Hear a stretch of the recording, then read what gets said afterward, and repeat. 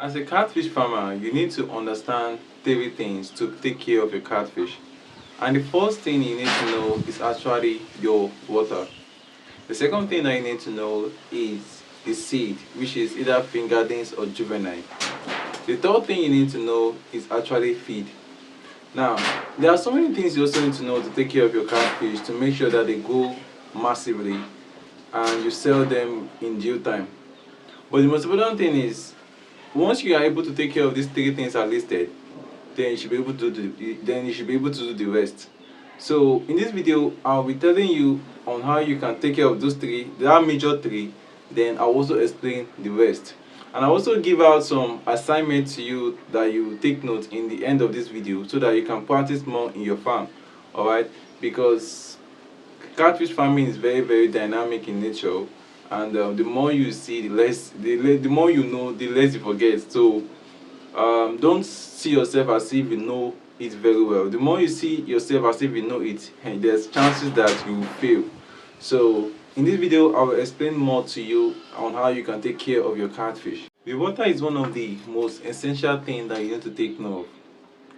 If there is no water preparation in the farm and you eventually go and stock fish inside the pond, that is a very big problem, very big one, because no how they will die.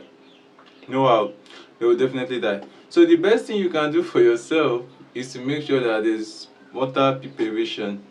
And I do advise farmers that if you want to do grow out, the same way you do water preparation for ashing, do it the same way for grow out. Because most times, most farmers just usually go to the farm, or whenever they sell out their fishes, they will just go and wash the pond, use water or salt, add water to it, and then add salt to the water and splash it, and they stock the pond with water again, then they stock. Actually, in my own farm, before we do all those things, we have to first of all wash the pond with ordinary water. Then after you wash it again with another ordinary water, then use salt to wash it. Then after then, you have to leave it for, like, you have to stock water into the pond for like 2 or 3 days, then remove the water, then wash again, then you stock. So I think that is the easy way. Or we can use banana leaf to make sure that we disinfect any organisms that are left inside the pond. So I don't use anything chemical, please. I don't use anything chemical. I only use the banana leaf just to make sure that I disinfect everything that needs to be done. So, but most times I don't use banana leaf. I just use that simple process. You wash again, you stock water into the pond, leave it for some days, then wash again. Then you can apply salt, then use it to rinse the pond, and that is what I do. I don't do much. I don't do more than that.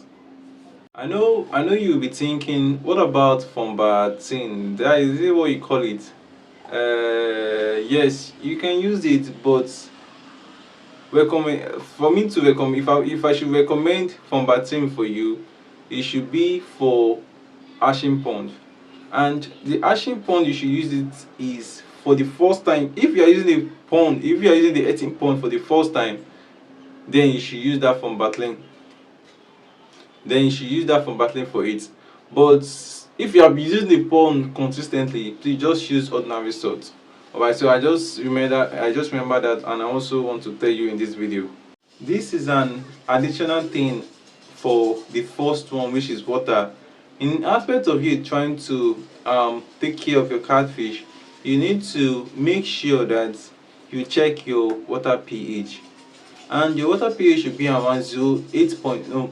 The water pH should be around 6.8, 6.8, and either below or above, but let's just be around that 6.8. So, and there are other things you also need to check. If you have the money to buy dissolved oxygen, you can buy it, and check everything you need to check. But if you want to get all those things, is below this video. You can order it, you can contact me, and once you contact me, you will get discount. Yes, a discount of 20% off the price. Then I think that is all I can tell you for the aspect of water before stocking your fishes. Now, if you understand the first thing I said, which is water, then you can now move to the next one, which is you getting your fingerlings or juvenile. Actually, we sell those seed here in Sirah farm.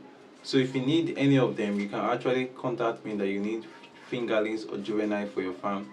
Then we send you pictures on how the sizes we have and do the logistic on how we can send it to you. Nevertheless, if you are not buying from me, if you are buying it elsewhere, try to examine some of these things I'm about to list. Try to make sure that the person you are buying from has a very good record. And not only that, once the person have a good record, once you get to the person's farm, try to ask questions like which type of breed, just to confirm if it's what you need. There are different type of breed, so try to know the one you want. Then I have done a video about type of breed that we have in Sirah farm. Then check the description, or check this channel. You see so many videos I've made about breed. Then the next question you need to ask is that I think check now. The next thing you need to check is that they are swimming. How are they swimming? That one is for experienced farmer. All right, I don't think that a beginner can be able to discover that. So that should be for experienced farmer. So in that case, what I'm trying to say is that you have to observe if they are doing well. You have to like carry them from the pond and look at them with your two eyes, like, okay, this thing well, before you pay for it. So I think that a beginner cannot do that. It's only a person that have been into the farming that can be able to identify if this fish is good or not. So after then, we have to think about the next thing, which is feeding. Feeding is another important thing you also need to take note of in aspect of taking care of your catfish. Normally, for fingerlings and juvenile, they should be fed. They should be fed 2 times or 3 times in a day. Then, for adult fishes, let's say from 3 months upward, then they should be fed for like once in a day or twice, anyone. But that one should be for satisfaction, alright? That one should be for satisfaction. But if you want to do it twice, then you have to know how to do something we call feed chart. Alright, so you have to know the grams that a fish will need to take in a day. So let's say a fish should take around 120 or 150 grams. That means in the morning you will give that fish 750 grams. Then in the evening you give that fish 750 grams. It's also done that way. So anyone you wish to do, but note, feed to satisfaction, and never in your life try to starve your fishes, because once you're able to starve them, I think that is not the best thing to do, because you want to make money from them, and you have to put in your best just to make sure that they do well. And once they do well, you will sell them well. So you just garbage in, garbage out. I think that is all for the 3 things I mentioned. Now, the next thing you also need to know is disease and how you can prevent them. Actually, when you come to catfish farming, the way we experience disease is not really much. Diseases will occur if the water is not usually clean. That is the only way disease might really occur. But aside that, if you are able to keep a clean water in the pond, I don't think you will experience any disease. Unlike poultry farming, where you'll be giving them medication, I don't think catfish need to take a lot of medications for them to grow perfectly. It's just that just be a clean farmer, and once you know that the water needs to be changed, you change it, and then that is one of the prevention. Then for the disease aspect, once you notice anything like disease in your farm, try as much as possible to call your veterinary doctor to explain things to him on how the fishes are behaving. And once you're able to explain things to him, then he will tell you what to do. Normally, there are some antibiotics you can use to treat them. Most times we use salt, but nevertheless, try as much as possible to call them your veterinary doctor to come to the farm and examine those fishes, and that is another thing you need to do. And one more thing, I said from the beginning of this video, I said I will give you an assignment. So which assignment can I give to you? Okay, what is the intake?